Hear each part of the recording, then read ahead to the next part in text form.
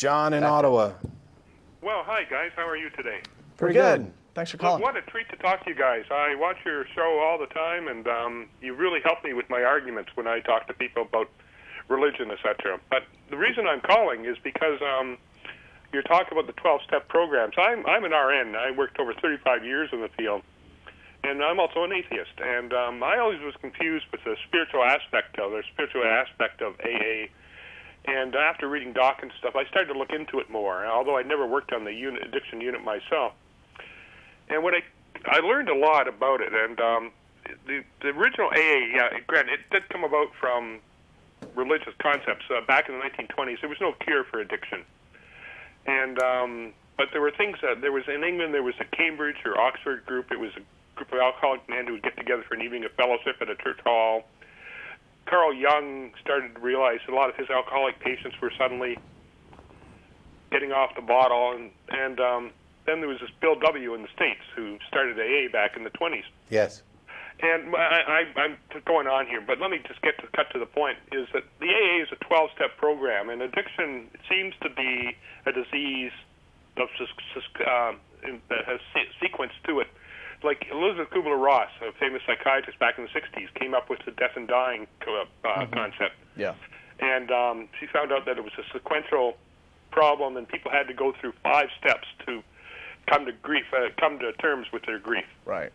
And the counselor helps the person go through those 5 steps.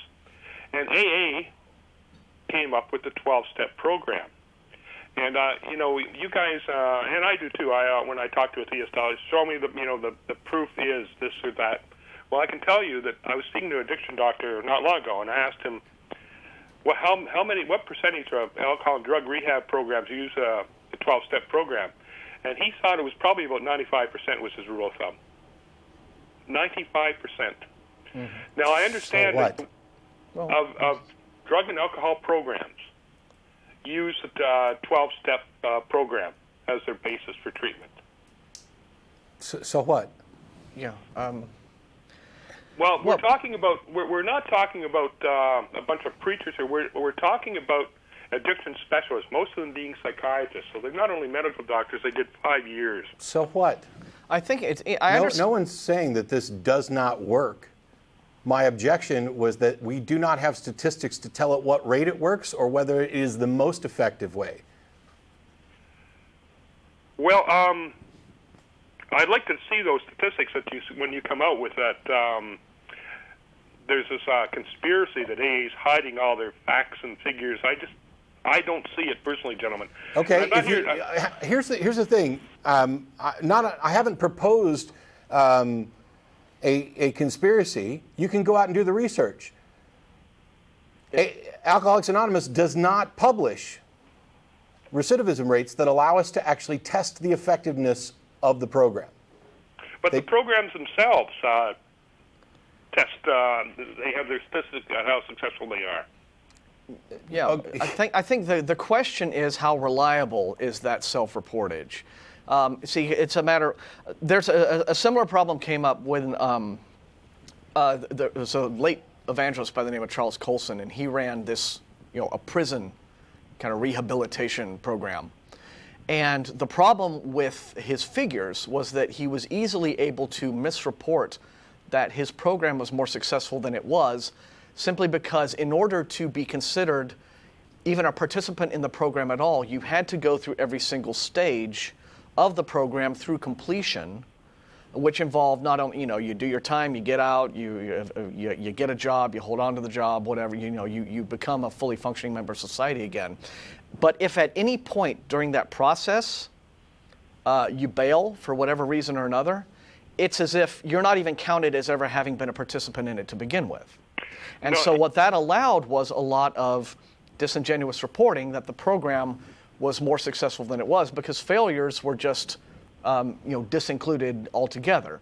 And so there's a concern that the way in which these 12-step programs report does a very similar thing. If you don't get all the way through the process, and if you don't get clean and stay clean for this or that or the other, they just don't consider you to have been if you're not a success, then you're just not there. You're down the memory hole and you have to start from square one. And the program doesn't end. Yeah. Ever.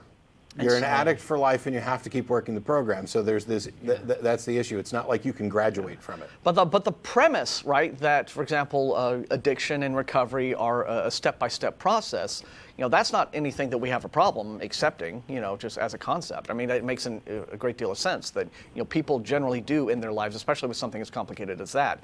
It is a process that you go through. It's not just, one day you're a drunk, and so, it's. If you read through the DRM and what the DRM has to say about addiction. You're talking about the DSM, I think. Sorry, I said DRM. Digital rights. The DSM. Online piracy is a process, Matt. Yeah.